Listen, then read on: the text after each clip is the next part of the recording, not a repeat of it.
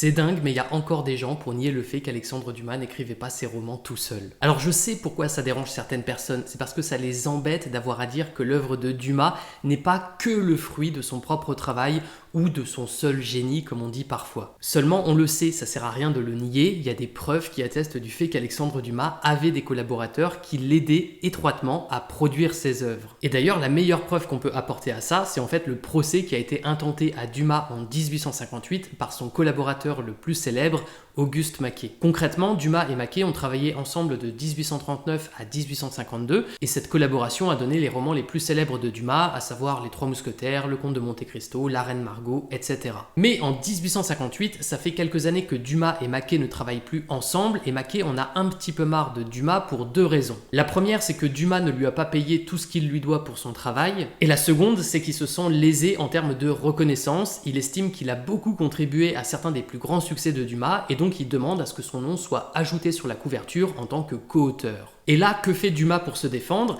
Eh bien, il reconnaît, comme il a toujours reconnu, parce qu'il s'en est jamais caché, que Maquet a effectivement contribué à l'élaboration de scénarios, à la recherche documentaire, ainsi qu'à l'écriture de brouillons de premier jet. Et c'est pour cette raison qu'à la suite de ce procès, Maquet récupère 25% des droits d'auteur sur 18 romans qu'il a écrits en collaboration avec Alexandre Dumas. En revanche, en effet, le point sur lequel il est débouté, c'est sa demande de reconnaissance légale en tant que co-auteur. Alors pourquoi Maquet, s'il a contribué au roman de Dumas, n'est pas reconnu officiellement comme co-auteur et ne peut pas voir son nom inscrit sur les couvertures? En fait, il y a deux raisons qui l'expliquent. La première, c'est que quelques années plus tôt, il avait signé à Dumas une renonciation à ses droits d'auteur, et donc ça penche évidemment en la faveur de Dumas pendant le procès. Et la seconde, c'est que si les juges reconnaissent l'apport de Maquet, ils estiment cependant que comme Dumas repassait sur son travail, c'est ce dernier qui apportait un style particulier à ses œuvres, qui mettait la touche finale et qui, en quelque sorte, était le commanditaire.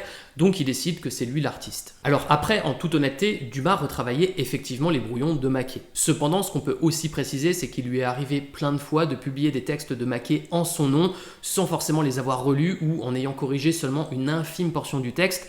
Et il y a plusieurs témoignages et documents d'époque qui vont en ce sens. Mais donc bref, tout ça pour dire qu'il est indéniable que Maquet et Dumas travaillaient ensemble.